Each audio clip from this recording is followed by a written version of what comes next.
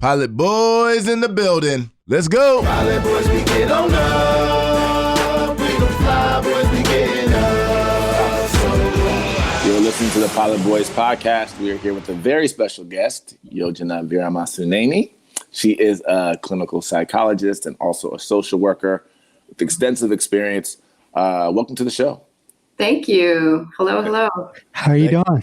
Good. Thanks for having me. Thanks No for joining problem. us. Yeah, thanks for joining us. Right now is a very, crazy time kind of in society all across the world, honestly, for a multitude of reasons, obviously. I guess in 2020, it kind of started with COVID and the outbreak and the fallout from that. And then it escalated into the protests nationally and internationally. And it just seems as it's become a very trying time, I guess, for a lot of different people, no matter what your circumstances are. And so we wanted to kind of talk to you about some of those issues from your perspective, someone who actually works in this field. I guess we'll start here. Now we're actually, we're in August and schools are about to reopen. And, everybody's kind of scrambling a little bit to kind of come up with a plan that makes sense. Right. But there have been reports that, as a result of COVID and kids kind of being home and so on and so forth, that there have been a lot of, there's been a lot of depression and mental health, not only amongst the kids, but also the parents. What have you been seeing, and how do you kind of analyze that as we move forward and try to make decisions about what we should do with schools moving into the fall? Yeah, I think it's so complicated, right? It's the intersection of so many different issues. Mm-hmm. And your capacities all depends on your resources. Right. And different people's resources allow them to have more options.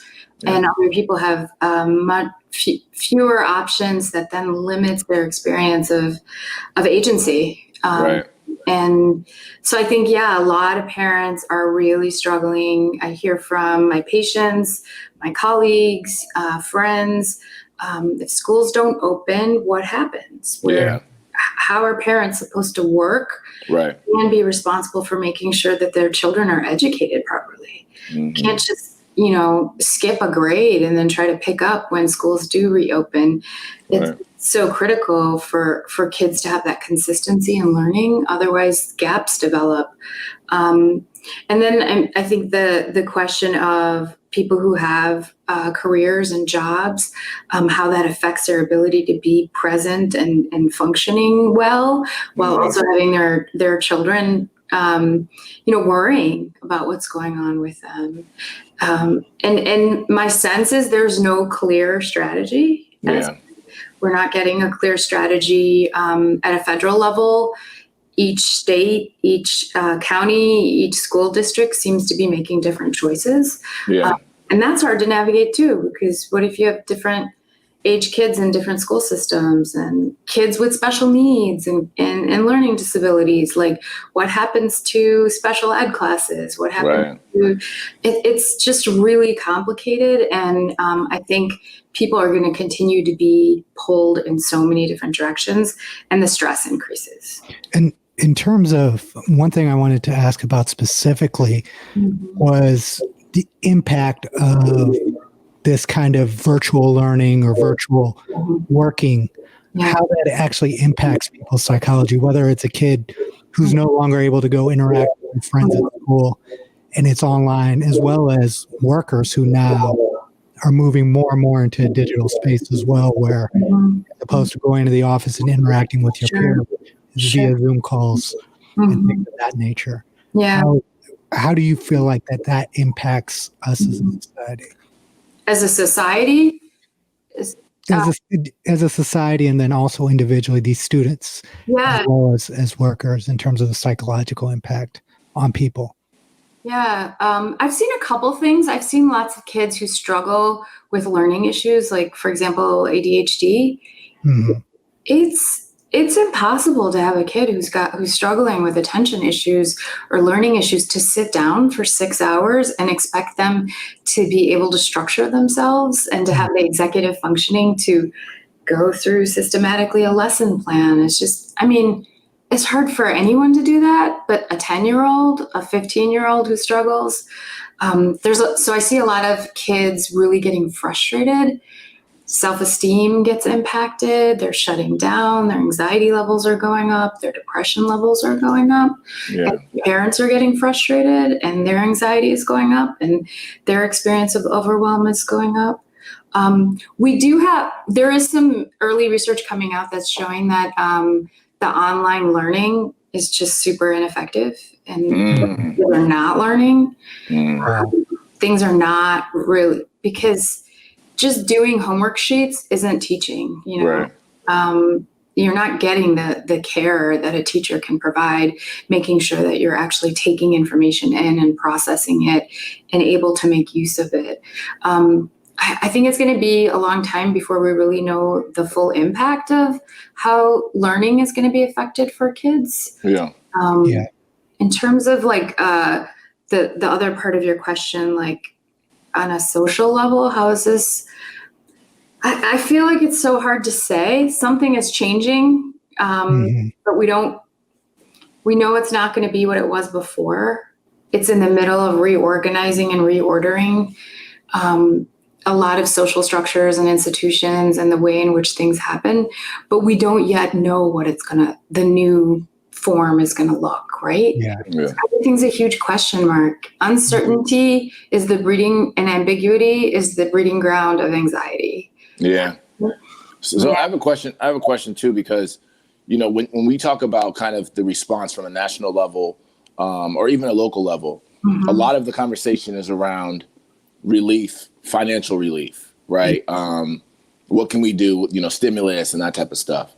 And it doesn't seem as though, and then there's also obviously conversation around the healthcare part, but mostly just kind of, the medical. What do we do with, masking and PPE and, treatments and vaccines, all that type of stuff. But what I don't seem to hear a lot of is the mental health plan and that part. So what, as a person who's a professional in that space, how does that make you feel kind of? And also, I mean, if someone came to you for your advice and said, how should we deal with this? I guess what would your response kind of be to that? Sadly, that's so typical. Like, mental health does not get the attention that it should be getting. It's always sidelined. Right. It's not covered at the same level that medical health is covered by insurance companies. So much, even though there's supposed to be technically mental health parity, there isn't. Access to care is really hard. Everything from stigma to funding to not enough resources. There are not enough clinicians out there. There's a massive shortage of psychiatrists across this country. There's a massive shortage of child and adolescent psychiatrists across the country. And so you're just working at a deficit in so many ways. What do you attribute that shortage to? Just real quickly, sorry. The shortage of child psychologists and psychiatrists and clinicians. I think it's a lot of things. Okay. From that's not necessarily a field that a lot of physicians want to go into because it's not your making fields. To different organizations restrict the amount of child psychiatry training residency programs that there are out there. Lots of stuff is going on with that, but if I had a magic wand and could make something happen, we need to do something at a social level that destigmatizes mental health care. That stops thinking of mental health as only for people who are profoundly, profoundly mentally ill with the severe presentations, but rather shifting to thinking about mental health as a critical piece of balanced wellness. Yeah.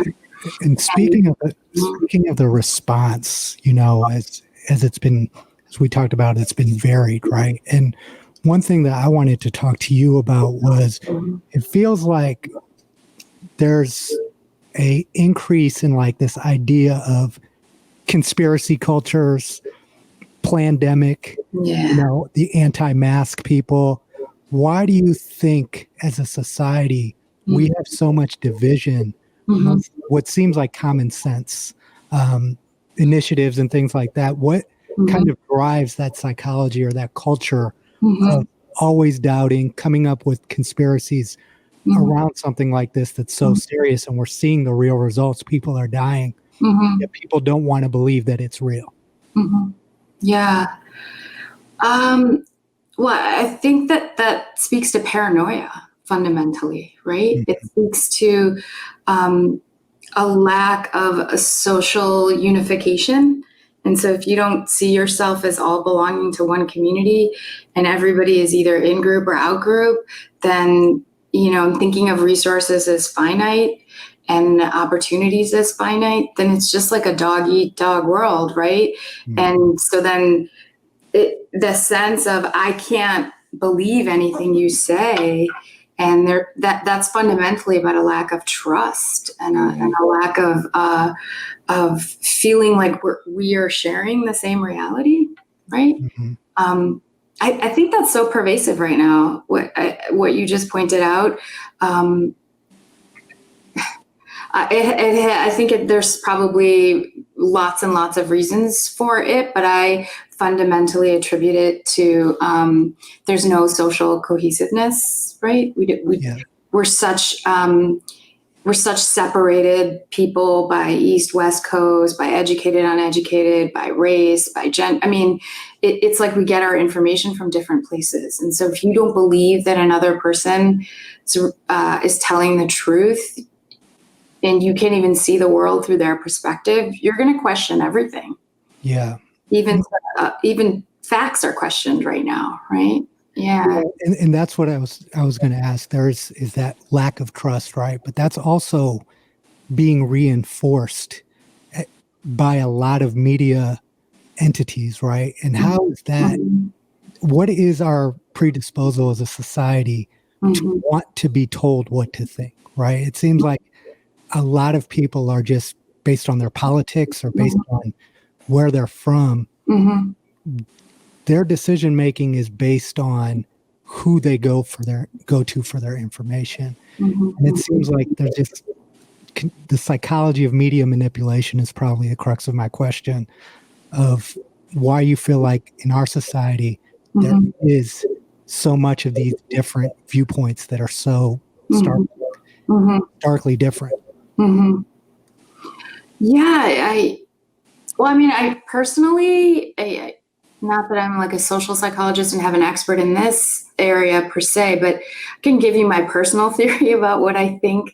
I think that has a lot to do with racial divisions, right? I think that has a lot to do with the sense of fear that so many white folks have in this country, that particularly if you don't have a lot of resources and you're of a lower socioeconomic status, that something is being taken away from me. I'm going to lose something. I'm going to lose money. I'm going to lose status. I'm going to lose, whatever it is. I'm no longer going to have the same position that I've always had. And that's deeply destabilizing and frightening, I think, right? Yes. Understandably, nobody chooses to willingly give up power. Yeah. People don't go around saying, yes, let's power share. It just doesn't work like that. And I think it's fear driven, right? I think it's a fear of what will happen to me and mine, Yeah. and it's causing a lot of intense reactions, and it's causing a lot of aggression and negativity.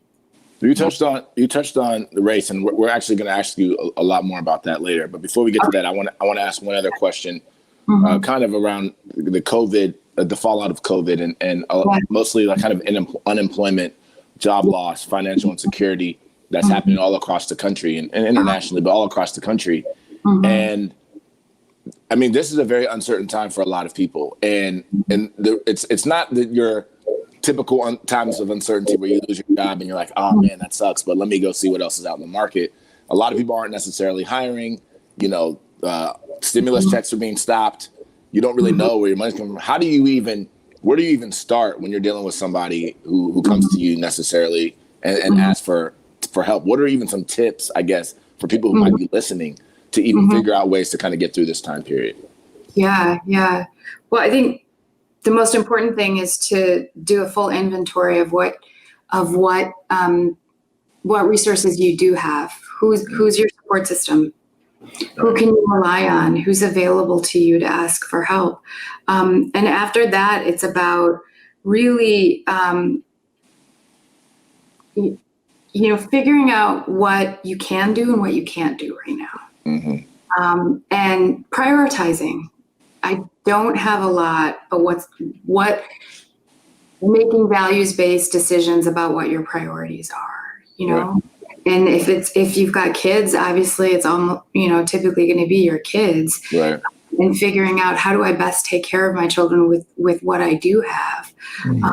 I think for parents, one of the most important things is, as scary as it is to be unemployed and to have a sense of financial insecurity, we know that children in times of stress and social upheaval can actually do okay if their parents can stay grounded and stay emotionally regulated. When parents are all over the place emotionally and they're reactive and they're not doing well, or they're shutting down, kids pick up on that, right? Yeah. And then that leads them, within the context of an attachment relationship, to feel insecure and uncertain. Yeah. So I think it's so important to figure out, like, how do I get the support that I need so I can stay stable and consistent as much as I can within whatever means that I can. Yeah, I think I would say those are the main things to be looking for. And are there any, like, resources that of, professional resources, either, in person or online or whatever, that people can tap into, or that families can tap into, to try to just help themselves deal with these issues? Yeah, a lot of the mental health organizations right now have great packets and for families, for parents, in terms of, like, how to talk to your kids about what's going on, how to manage family dynamics, if you need to get linked into local resources to help you get signed up for assistance if you need it, if you need the assistance of a social worker to get signed up for Medicaid services, anything like that. If you go to, for example, the American Psychological Association, American Psychiatric Association websites, there are so many resources and links to local organizations that you can tap into, places that are offering free or low fee psychotherapy services right now. There are things out there that are worth looking into. Right. To see what you can qualify for. That's great. Yeah. And I wanted to move to the you mentioned race earlier, and obviously that's a big issue that I think is dominating society right now, and again internationally. I'm going to keep saying that because these movements have kind of become international. And one of the things that you kind of mentioned earlier when it comes to race is the fear element, right? And then when you look at kind of the history of race, and a lot of times, particularly in this country, there was a big, you can understand that a lot of it had to do with actually power and economics, right? Creating these divisions based on power and economics. Not to say there weren't other insidious factors behind it, but that was the driving force, right? And if you can get people to believe that there are people who are inferior to you, then you can suppress them and you can have them essentially work for you and build your country, right? And then people won't necessarily feel bad about it. When you study race kind of and how it works kind of from a psychological perspective, I don't even know. This is kind of an open-ended question. How do you even analyze it? How do you deal with it? People who are dealing with issues, how do you even talk to them about it? Well, it depends on the person, right? If it's somebody who identifies as like a BIPOC person, right? They think of themselves as Black, Indigenous, or a person of color. That means something totally different in terms of identity. It can be as complicated as layers of family dynamics around race, skin color, skin tone. It can be around immigration status. It can be around religion. It can be, race, it's so important that we hold an intersectional viewpoint when we think about identities, that there's no such thing as thinking about someone as just being, for example, Black without also thinking about them as being gendered, right? Without also thinking about them as being situated within a socioeconomic status, and et cetera. And as much as we want to talk about categories because they are meaningful, because they do affect a person's lived experience. It's like we have to balance the complexity of each individual person's lived subjective experience, because not everyone is going to have the same experience of race, right? Right. It all depends. It all depends on what has happened, what you've gone through, what messages your family sent you, what messages the community around you sent you, the generation you grew up in. But often the first thing I do when people come in is to assess for if there's trauma, if there's any, and there often is, right? Sometimes it's very, on a trauma spectrum, we can even identify it as PTSD, like someone was targeted for their particular identity or their race. And so there's a lot of work that needs to be done around that, depending on the age in which it happened to them, to something a little bit more what we can call complex trauma, something that's pervasive, that's happened since a person was a child, and it really forms or misforms their experience of their self-identity and their experience of others. And it really permeates their experiences of trust and safety. Yeah. And it all really depends on each person's experience. Well, you mentioned something that was very interesting. You mentioned PTSD, right? And I think traditionally when you hear PTSD, you hear of it in kind of the war context, right? Like veterans mostly, but there are other people who can have PTSD based on their experiences, right? So let's talk about that for a second as it pertains to race, because I think there's an interesting point there. When you so for example, if you're dealing with a veteran, right, who's back from war and who's never going to war again, and they have to deal with PTSD, right? When you're dealing with maybe someone who is in an abusive relationship and they leave that relationship, and now, hopefully they're not going to have to deal with that person or that situation again. Right. But what about the people who are dealing with PTSD from, like you said, some of the trauma, who are still like dealing with that?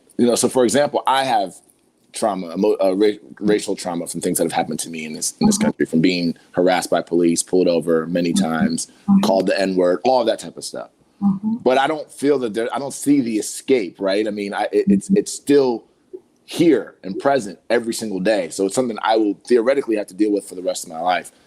From a professional standpoint, how do you deal with those differently, right? One, which is something that's theoretically in the past, and hopefully, not always, but hopefully, and one that is in the past, but also is potentially still in your future.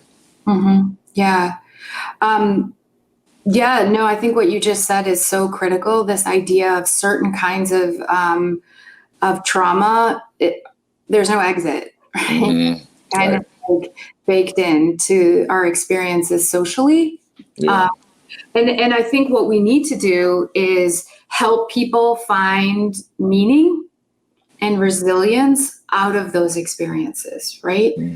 So you, for example, this what you're doing with this podcast is a perfect example of what we would want someone to do to help them find agency and empowerment in dealing with what's happened to them, right? Right. Now you're talking about these issues. You're educating other people about these issues. You're not, pretending like it doesn't exist and disavowing it. You're acknowledging that this has had an impact on you emotionally. Right. And you're trying to do something with it and turn it into something good. Right? By giving back, by making that pain have been for a purpose and for a greater meaning. And that's, when we talk about complex trauma, that's fundamentally what our end goal is to turn something that's tragic and painful and make sense of it and heal and rebuild the story into something that can be positive and be of use, right? Turn it into something meaningful rather than annihilating. Right. Yeah. That would be my answer as to how. It's also why I think seeing so many young people out there right now protesting is just a beautiful thing, because that's what I see when I see them is they are rewriting their stories, right? They're taking back their agency, they're claiming their voices, and they're not accepting things, right? And that's them dealing with their trauma. Right. Yeah. Within the conversation that we're having around race right now, a central part of it is how our police Black Americans specifically, right? And there's obviously the race issue. That's the largest part of this issue, but it seems like we have a very, very deeply troubling issue with the police department itself throughout the country and how it should be handled. Yes. Because one thing that I see is that the type of people who become police officers, right? They're already predisposed, typically insecure. They have those insecurities. And in America, it seems like there is this psychology that they use for poor white people specifically, that regardless of their situation, they still feel this superiority or dominance over minorities. So wanted to ask you about just what you think the core issue that needs to be addressed to kind of start fixing the issues that we have with police and race and power abuse in our country. Yeah.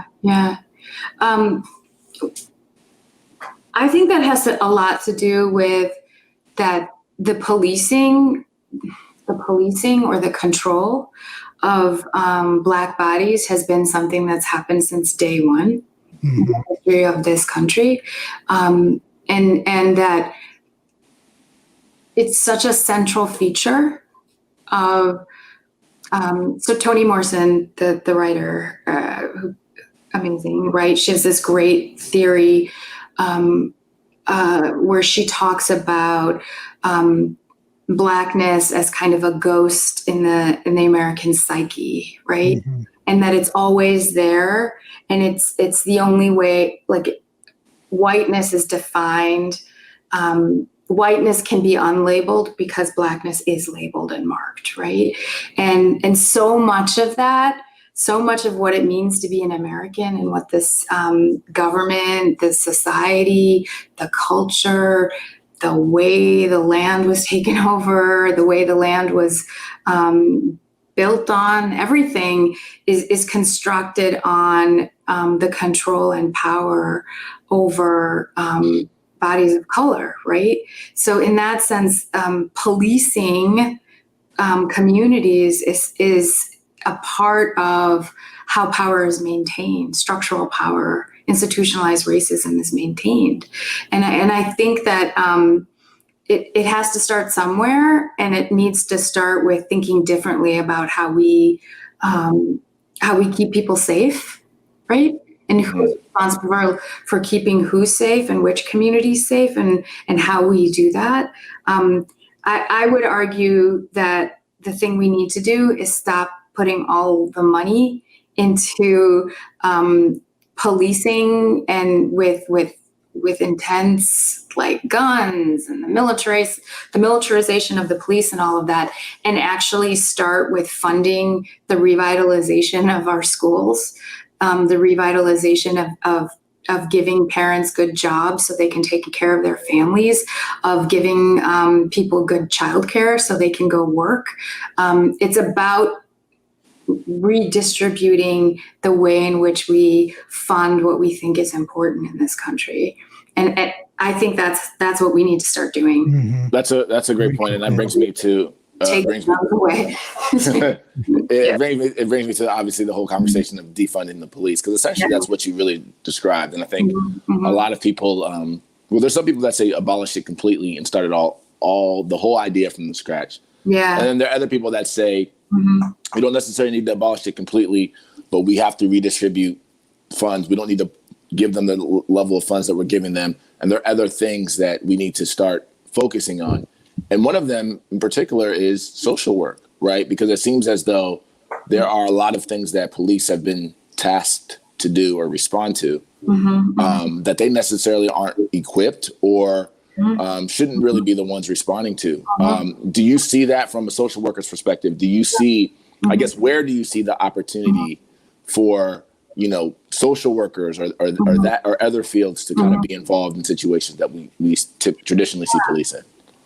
Absolutely. I think so. There's also good research where in different communities, particularly like in Boston, they've done this amazing kind of experiments where they take neighborhoods, like 2 or 3 streets in certain supposed, high crime neighborhoods or something, and they redistribute the money and provide each family with access to medical care, mental health care, schools, childcare, all of give them the resources they need. And then they follow them for 5 to 10 years to see what happens to these families.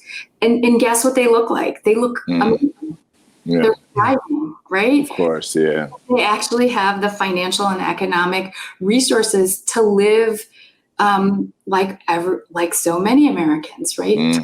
Well, and crime goes down, and violence goes down, and the intergenerational transmission of trauma goes down. The experience of stress and they eat healthier, they make better food choices. Just everything dramatically changes when you address the underlying issues of poverty and lack of resources as what's causing crime, right? When that gets addressed, you don't need these militarized police departments going around. Really in many ways, almost like it's a police state, some neighborhoods, and some places, the way in which the police monitor them. Right. Yeah. One follow. We have research. We know it works, right? Right. One follow-up question that I had to that, right, is you're also a social worker. And one of the issues that I've seen in our country is also, like you said, because they aren't funded well, you even see the people that people are going to for help oftentimes are so stressed and going through so much that the experience that people have with their social workers becomes very challenging too. Do you think that's primarily a result of being understaffed? And how do we fix that? Obviously more social workers, but how do we kind of start addressing that problem? Because the resources that we have, if those people aren't happy and they're stressed out, how are they going to provide adequate care to people that need it? Yeah. Oh, yeah. It's all about underfunding, right? Same with teachers. The burnout in the helping professions is so high. Yeah. We're asking people to work miracles with so little. And it's not easy if you're already struggling and you're trying to help other people, that the stress increases and you find yourself maxed out and not doing well. I think it's about very much, so I'll go off on a little gender tangent for a second, but social work, teaching, even medicine nowadays, the more women who are entering these professions, the pay goes down, right? It's called the feminization of professions and different disciplines. And we don't pay people well enough to do these jobs, so you don't attract people who are the best at what they're going to be able to do. You're asking people who are poorly trained and don't have the resources to do these things. And so we need to change. We need to change the way that we focus and we prioritize who we give our funding to and why we give our funding to them. Yeah, we had a conversation before about, I'm back to the policing for a second, kind of about experiences that you have had. I think it was in Evanston, if I'm not mistaken. And, one of the things that we had talked about and that's kind of prevalent in this conversation is kind of the guardian versus the warrior mentality, right? And even how they're trained sometimes. There are videos I've seen where, the top trainer of police says look, you got to be ready to die. You got to be ready to kill, those type of things. Law and order. Yeah, law and order. And that makes me wonder also about what type of mental health evaluations they're having and what type of things they should be having to see if they're even fit to kind of protect and serve, which is ultimately what is supposed to be happening. With just your experiences with them, and I know it hasn't necessarily been so crazy and so vast. But just talk to us a little bit about that in terms of what do you see there? Sure. Yeah. Yeah. It's interesting that you bring that up because just this past week, the city of Chicago had another suicide of a police officer. I don't know if you all heard about that. And Yeah. the CPD has one of the highest rates, I think, in the country of police officer suicides. The officers are not doing well either because I'm just try to put myself in their shoes and like what they're being asked to do, but also I wonder what kind of conflict the internal conflict about what their job means and what their identity is about, and I don't think it can't have long-term consequences, right? What I saw really was a lot of people needing a sense of identity and then turning to the police department to give them that identity, right? Yeah. A lot of folks, a lot of police officers are come from the military. And so even right now, we see a lot of officers who have served over and had been deployed who struggle with PTSD. And then they're sort of screened. They all know how to get through that screening. They all know how to get through those psychological tests and say all the right things.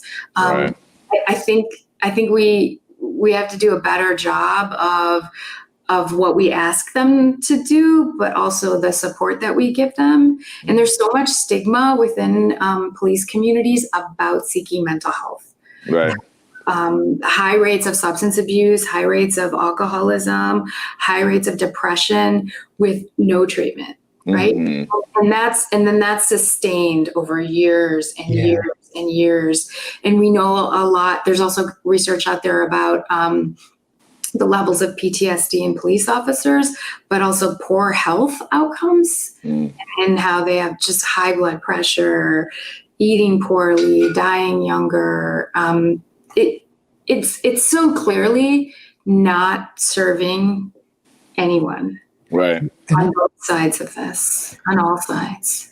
I know you're centered in Chicago, so I wanted to spend a little bit of time on the subject. We started here, but one of the things people always kind of want to point out in media and things like that is that the amount of violence that's happening in our inner cities and trying to kind of blame that as the problem versus the policing, right? And I wanted you to kind of take some time to address why that thinking is flawed, to just kind of make a blanket statement saying, well, these people are killing each other in Chicago, therefore we need our police to be tough. We need law and order. I just wanted you to kind of enlighten people on what that issue actually is and why it's not what people see it as superficially, which is a whole bunch of young Black people killing each other all the time is what they try to push out. Yeah, that's just absurd. For anybody who actually spends any time in neighborhoods that are stricken by poverty, whether those are in the inner city or in the country, in rural areas, poverty is the issue more than anything else. And when you have concentrated neighborhoods of intergenerational poverty, things aren't going to go well. Right? Yeah. People come up with their own ways of managing, and it turns into war zones. Right? That's what we're talking about right now. We're talking about not addressing the underlying structural and economic factors at place, and instead using the symptom as the explanation. 100%. And it's you mentioned something on that I want to talk a little bit more about too. It's kind of the intergenerational thing, right? Because I think that there's and then also I just want to make a point real quick too to something V said and something that you said. A lot of times when people say, "Oh, but Chicago, but this and that," I always ask them, like, have you ever spent time in any inner city? No, they never have. Yeah. Do you know anyone? No. Have you tried to volunteer, mentor, anything? No, you haven't. We have. You know, we go to schools. We go to schools in the inner city. We talk to kids. We actually spend the time to do that. And one thing that you can see within 5 minutes, like you said, is what intergenerational poverty and oppression has done to these communities, not just literally in what's available, right? Which is another huge issue, and education and all that type of stuff, but also hope, the idea of hope, even how big they see the world, right? For people like who have been privileged to be educated and not have to deal with a lot of certain things, we see the world globally. For a lot of them, their world is that neighborhood. People don't really understand that. And so I wanted you to touch a little bit more on the intergenerational trauma, because that's the thing that I think a lot of people don't necessarily understand. It's like, well, just decide to do it. Just turn your life around, pick yourself up by your bootstraps, not really understanding the intergenerational aspect of this and how it's affected society. Yeah, because it's perfect. I mean, I think we should underline your use of the word oppression, because that is what we're talking about. When people are systematically denied access to the same resources, and Chicago is such a problem in the terms of like how segregated it is, and how, and that goes back way back. And you guys have probably read that Ta-Nehisi Coates article about reparations and how he realizes in Chicago neighborhoods over generations what happened to the values of the properties, and how basically, because of the way taxes are done, money is actually being extracted from the west side and from the south side and being redistributed to the other parts of the city, the white parts of the city. So it's not even just that we're talking about underfunding, we're talking about the extraction of fundings, right? And so that's oppression. That's systematic, institutionalized, intergenerational oppression. And it's unacknowledged, right? We won't name it for what it is. We won't call it for what it is. And so that has so many consequences. Everything from, if you have, 4 or 5 generations without even basic high school education, right? If you have 4 generations with lack of access to healthy food, right? I mean, that's what we're seeing right now, brown and black people who are being in so many ways just that it's painful to see these death rates and how hard brown and black communities are getting hit because of lack of health resources, because of poor diet, right? Everyone is saying things like, in the beginning when COVID first started, they kept saying things like, well, we're noticing that there's weight issues involved, right? But it seems like overweight folks seem to be really affected by COVID and have higher mortality rates. No, what that is diabetes. What that is poor food choices and poor access to food. That's the result of poverty. Right? That's intergenerational poverty is lack of food choices, right? Lack of healthcare, lack of education, not having enough means to be able to move out of one neighborhood and go into another neighborhood, not having any jobs in the place that you live in, not having enough bus lines to get out of the neighborhood so that you can go to a job in a different place. Or when you do get a job, it's, pays something so ridiculous that you're not able to really sustain your family in any meaningful way. I think intergenerational oppression leads to all of these systemic issues that we're talking about right now. I have one other question, one other follow-up on that real quick, V, is kind of the effects of kind of capitalism on psyche, right? Because I think one of the ways that the government, or not necessarily the government, but the United States is kind of positioned this society is that one of those where you rags to riches, the American dream, we all can get it, right? And that kind of has dominated the way that a lot of people think here.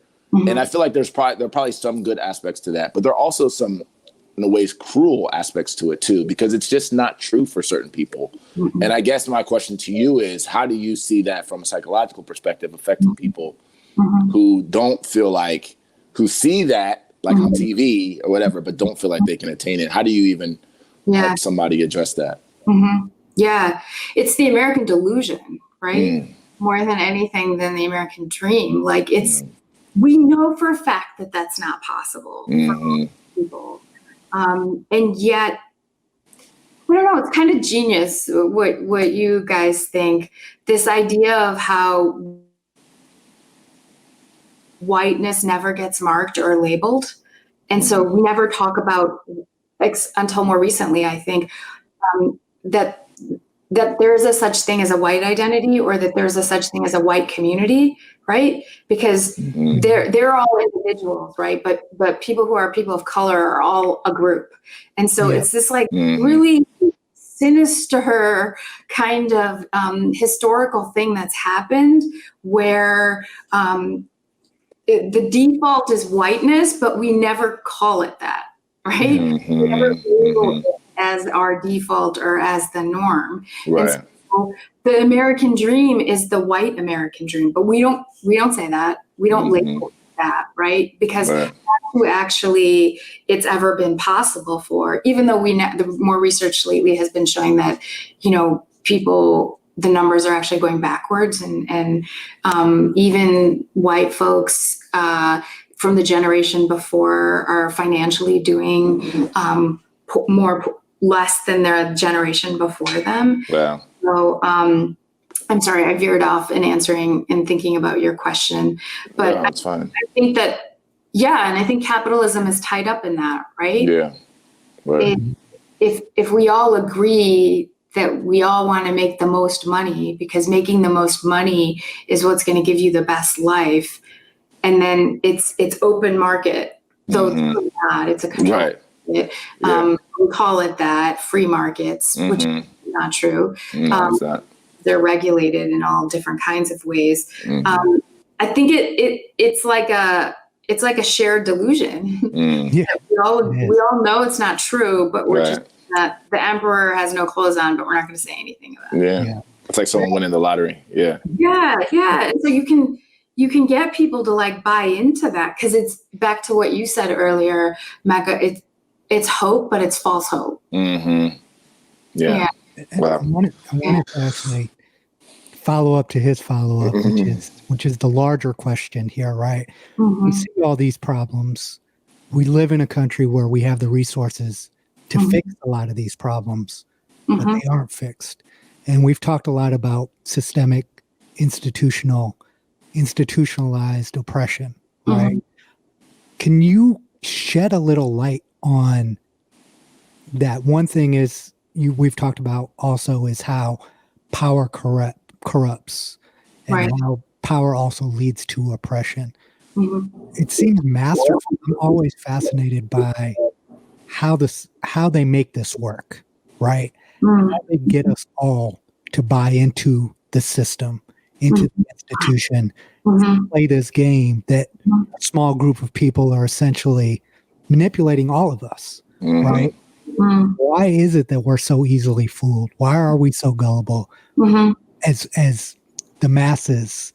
And why let this continue for generations and generations? And let me follow up with that real quick too, because that reminds me of something along the same question. But and you start to see like all these corporations throwing money and at black businesses and throwing money at this, but yet they don't have any black directors, they don't have any black executives. Their hiring practices are a disaster, and I think some people are eventually going to be distracted by that as well, and things will kind of go back to normal. And that goes to kind of what V was saying, is like it feels like they keep figuring out ways to manipulate. Yeah, I don't know if I have an answer to that per se. I maybe it has something to do, like, okay, take our family's experience, V, as Indian Americans, right? Immigrants, right? We are kind of told and buy into this idea that if you can come to this country and you and you bust your ass and you work and work and work and work, you will be successful. You buy into this system, and you will be, right? But every immigrant that comes into this country has to adopt an anti-Black stance, right? That kind of, they have to be complicit. Yep. It's taught over there, right? In the TV shows that they show, everything. Right. It's, the Black person is the bad person. They know it before they even come over. I think it's across the immigrant experience. So you have to be complicit in that. You have to kind of agree, okay, we're all going to agree because we've labeled Blackness as bad, right? In this really problematic binary. And so everyone who comes after that has to either be split into Black or not Black, right? And then you have to agree, you have to kind of agree and be complicit with saying that Blackness is bad.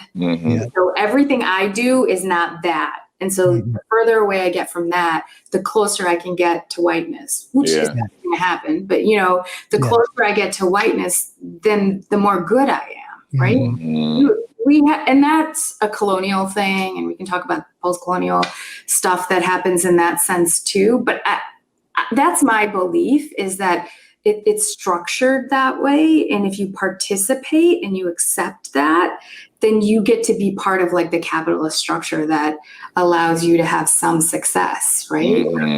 But if you don't accept that what are you supposed to do? You're supposed to come here and not accept it, and then what happens to you?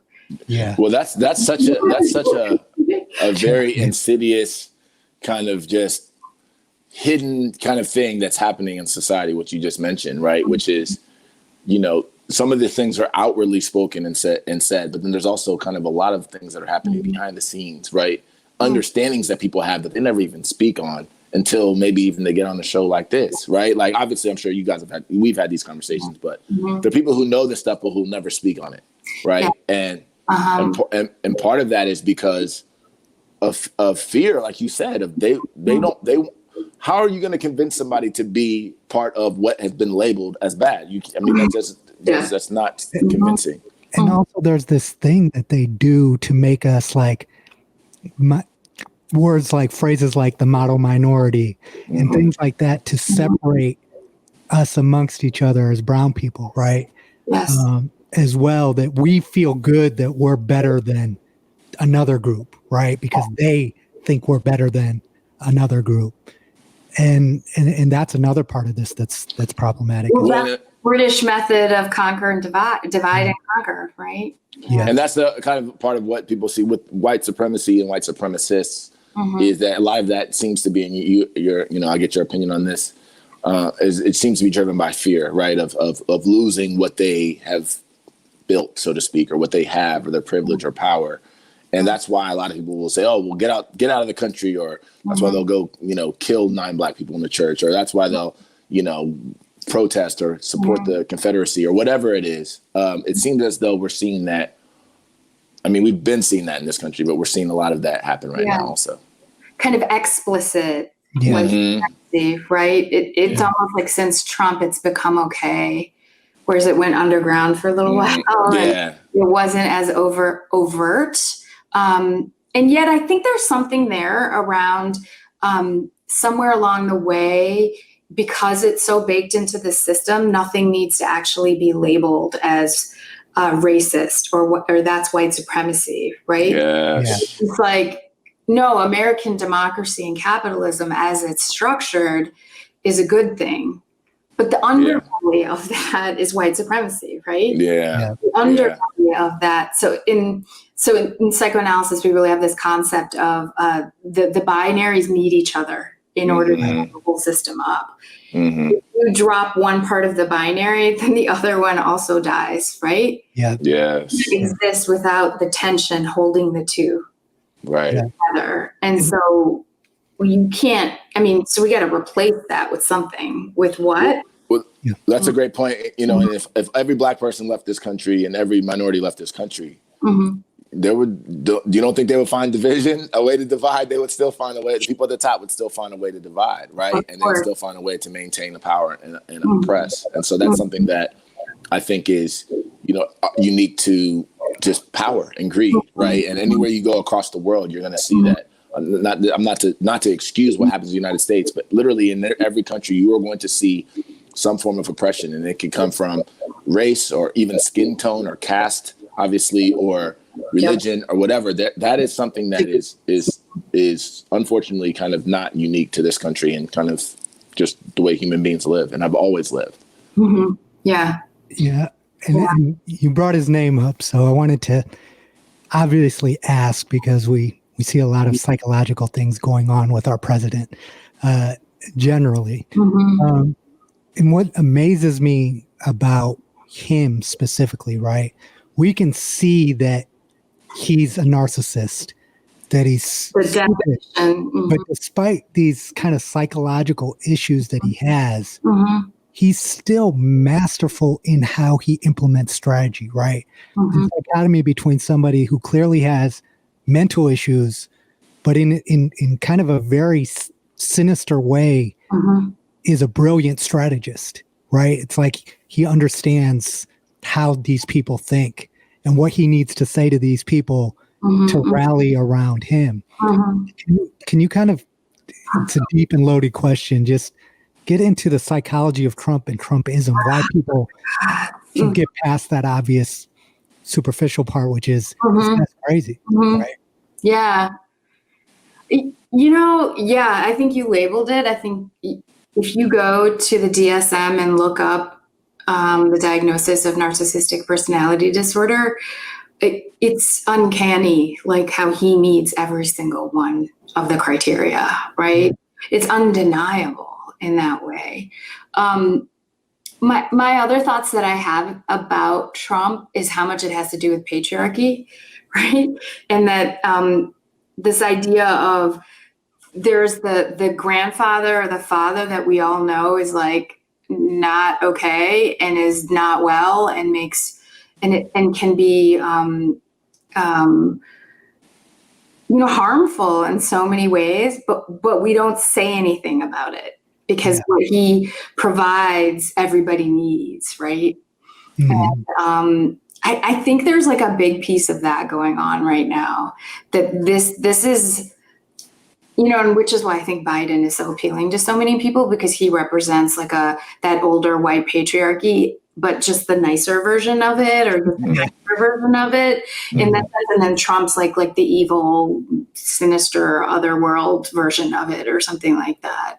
But I don't know.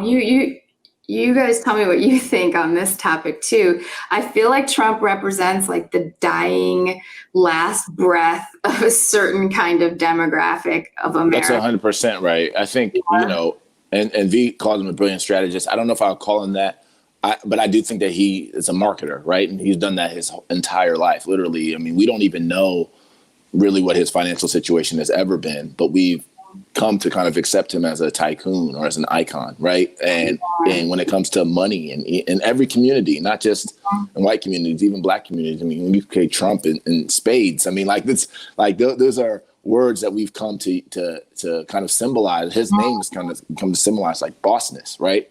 And I think he's just a marketer. So he will see what does he feel like he can market and sell, and to who. And he'll market it and sell it, And what it seems like though now. Does that mean fraud? Say again? Does that mean fraud? If one is a marketer, hustler, necessarily mean fraud. I wouldn't call him a marketer because it's disrespectful to the profession. I think if you knowingly, if you knowingly market something that is not true, in order to get people to buy in or buy something, that's fraud. That's pretty much the definition of fraud. So. I guess the last thing is in what you said, which I think is also important. It kind of goes back to what I was saying also about white supremacy. You see a lot of his little dog whistling when it comes to that, right? He'll retweet a video of somebody screaming white power, and then he'll delete it. He'll say, all right, all you white suburbs, don't worry, you guys are good. We're not going to do any low income housing anymore. You know what I mean? Like he knows how to gaslighting. That's gaslighting and dog whistling, right? And so it's kind of like. I think we're going to see, right, in this election what happens. Because, if you read the polls, he's getting killed. But I don't read the polls, right, because it just, he was getting killed last time too, and he ended up winning. But we're going to see at the end of the day, like what is going to prevail here, because a lot of people, and this goes to, something that you said about kind of the grandpa who says a lot of crass things, but you're like, but he's providing all the money. So, and I feel like there are a lot of people who are conflicted, people who've supported him before, who are like, let's just see what happens. And then they're like, wait, man, my stocks are going up and my money's gone up since he's been president, but I hate what he says and I hate how he makes people feel, and that he doesn't try to unite the country and all that type of stuff. So we're going to see, this is going to be a reckoning in my mind this November. It's potentially going to be a reckoning. It's going to really, really reveal who America is and what America wants to be. And I think it's going to be a real eye opener. Those are my thoughts. So One thing I'll say before we transition, I feel like I'm giving this guy too much time at all. But I think part of this is also that I think in a way it's been healthy, right, for America to be exposed for what it really is. I think, we've dealt with this in government. People say, oh, the Democrats are better than the Republicans. If you look at both parties, they've both done things to systematically oppress people, right? And that's just a part of power. But we needed someone like Trump who would just exposes it in full to actually start dealing. That's why we're seeing a lot of these movements. I don't think they're possible without someone as extreme as him who just puts it all out there. I think you're right. Yeah. I have one other question on this, and then we're going to move on to something fun and get you out of here. Thank you so much for taking the time, by the way. Sure. But I wanted to talk kind of about the kind of the white guilt, so to speak, right? And you see that even from a lot of white, quote unquote, liberals, and kind of this feeling of like, God, I don't necessarily deserve, so to speak, this standing that I've been given in society. And I don't necessarily know what to do about it. Like, I can't change the fact that I'm white, right? I'm not going to, bleach my skin or darken my skin or whatever. I don't think it's right what's happening to Black and brown people. And man, this is terrible. But how do I can't escape what's been given to me. How does, we talked about it from the side of the person being oppressed, right? Let's talk about it from that perspective in terms of just how you see it. Yeah. I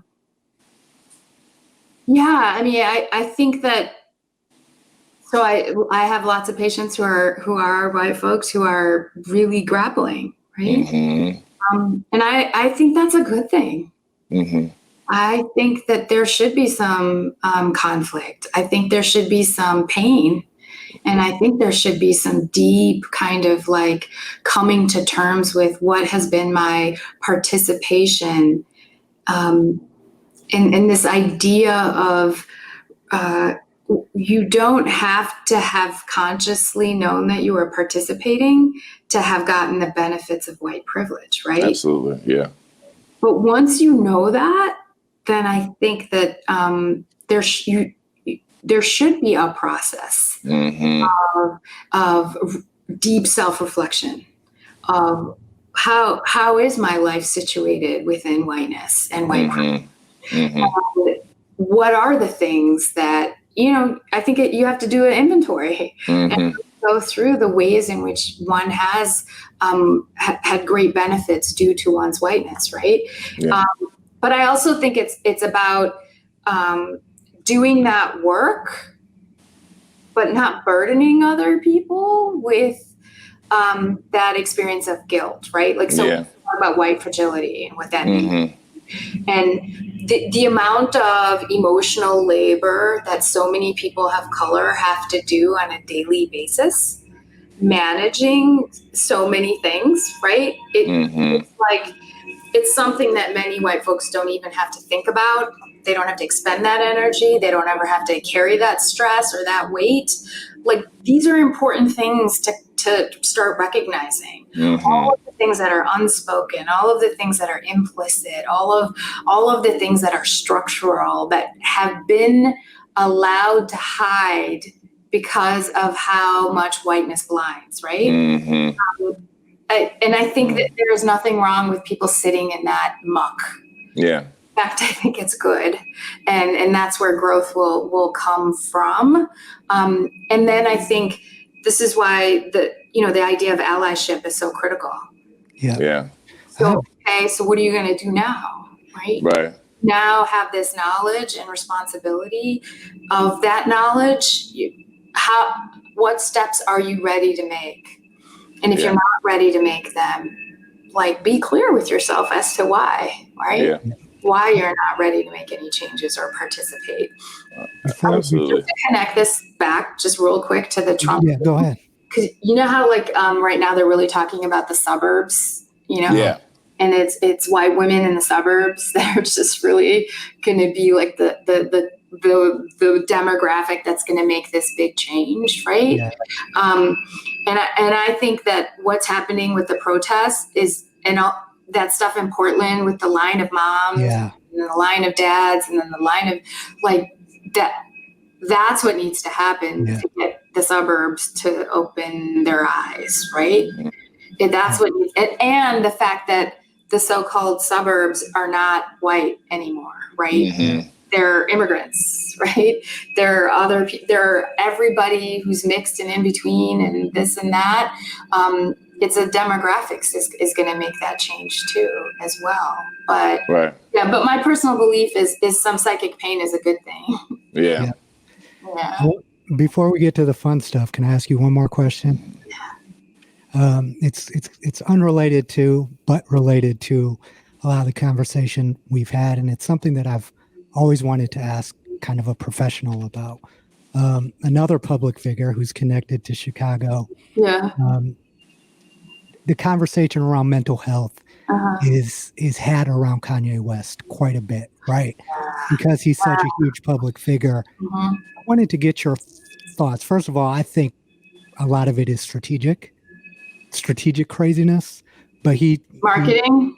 Marketing as well. But he says he's a diagnosed bipolar, right? And it's another kind of fascinating example. He's obviously brilliant. He's talented, but it seems like the obsession, the narcissism, the obsession with attention, causes him to say a lot of things. But it has opened up a conversation around mental health. Yes, it has. So, what do you think overall about his role in society and his role as far as understanding mental health? Mm-hmm. Yeah. I don't know the piece about if it's marketing. Mm-hmm. Then that's not a good thing. If we've got Trump and Kanye both utilizing, I think they're the same side of a coin. Yeah. You guys know that saying by Audre Lorde? You can't use the master's tools to take down the master's house. Yes. That. Then that's not good. If everybody's using the exact same tools around marketing, that seems like. What does that mean? I don't know what that means fully, but I saw that stuff recently with him when it was so painful. It was so, didn't seem okay to me, right? Yeah. And I just was like, having bipolar is like so, it's so hard. It destroys people. Yeah. It destroys your reality testing is gone, right? What it does to your family, but just the pain and the isolation that people experience. I mean, I don't know how you guys felt when you saw him in that video when he was declaring his presidency or whatever that was. And it was so obvious, like that manic kind of presentation, like, whoa, I can't even imagine what's happening. So you said something that's real right there that I think is very important. I have to ask you about it because you said it was so obvious, right? And I think sometimes I say that to people about certain things, and then I take a step back and I realize, like, wait, it was obvious to me based on my experiences, my understanding, my research and education. You're right. One of the things that I think is interesting about this is that we, as the average citizen, doesn't necessarily know how to diagnose that, how to say, oh, is that person, like what V said, is that just straight up, obviously he's doing this for marketing. There are a lot of people who are convinced of that. You can't tell them anything about mental health. And then there are mental health professionals that are looking like, that's the most obvious bipolar situation I've ever seen. You know what I mean? So it's like, there's like this thing in society that's so hard. I don't know how we address this, but how you can have both, right? They can both be true as well. Well, if you have mental health, then, and that's the other thing, I guess, is to analyze V's point is, if you have mental health, does that trump everything? See, using that word, right? Does that like beat everything? Is that more important than you also having narcissism? Because the narcissism, does it come from mental health potential? Or like, I don't even know where a person like people like us can even go or to figure out that type of thing. Thanks for pointing that out. You're so right. Like how, I guess, as someone who has seen what mania looks like up close and has worked with people for many years now, there are certain signs and symptoms, and that pressured speech, that kind of intensity that you can tell he hasn't slept for a long time, the kind of the way his words aren't connecting, how fast he's talking. There's just a lot that's very typical of what a manic episode looks like. And if you see many of them, versus like in movies and TVs, when you see someone who's acting, that's what I was going to ask. They don't get the symptoms right. You know what I mean? Right. Throw something in there that like would never be in there with someone with that diagnosis. And so that looked real to me based on what I saw. Whether it then after the fact gets used for marketing purposes, I guess they're trying to do something with that. But just with a lot of the clients that I've worked with, particularly African-American clients, like the conversation around mental health whether it's because, kind of like, oh my God, what is Kanye doing? This is so embarrassing. Or, whoa, that looks familiar to me. Is that what I look like? Or that's what my mom used to look like? Like, is that what was going on? It wasn't that they were just a bad, evil person. It was that they were really mentally ill and were untreated for decades and decades, because untreated mental illness just gets worse. Things don't go well over time. And that's the thing about like physical impairments. People can see them, right? And they can understand, like, if but the mental ones, a lot of times it's hard for people to know or analyze them, And also it seems like managing and dealing with celebrity, right? We hear about celebrity suicides and depression. A lot of people think that their lives are so great, but they're dealing with unique mental health issues as a result of being celebrity. It's not normal to be a celebrity, right? Yeah. It's like abnormal scenario that people have to manage. And if you're already not really resilient, and then you add those circumstances on top of it, I could see how it could really take its toll on a person, right? Absolutely. All right, so we are going to switch gears. First of all, this has been phenomenal, heavy but necessary. I love talking to you guys. It's really fun. No, this is great. It's been important for us, and I think it'll be even more important for our listeners as well. But we're going to get to something fun. This is mostly a sports music pop culture show, but obviously we like to talk about real issues as well. So we are going to break off into what we call our top fives, and we're going to ask you kind of personal question. Just helps us get to know you a little bit better. Sure. So tell us, let's start with this one, your top 5 musicians of all time, personal. Okay. Prince is up there for me, for sure. Lately, I was not a Beyonce fan. When she first came out, I didn't really like her very much. I thought she was silly. But I really am like so profoundly love what she's doing right now. So I have to put myself in that category of being a Beyonce fan now. Yeah. I listen to her a lot. Like I find myself putting her on a ton. Okay. So Beyonce. My partner has really gotten me into Bon Iver. Do you guys know this guy? No, I don't. Okay, super chill, great. I really like that. I've been enjoying his music. Check it out.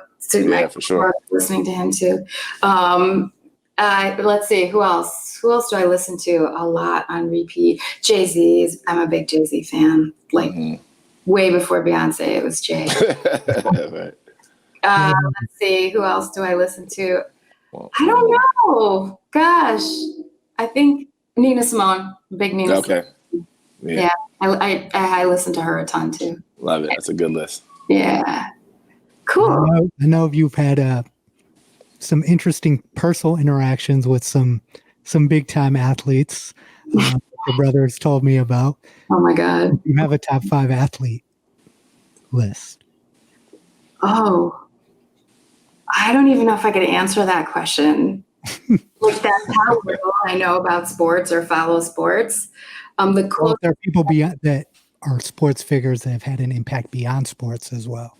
On me, oh God, I wish I could. I feel so bad. I wish I could answer Just this. give us change the question. Change it up. I'm going to change your top.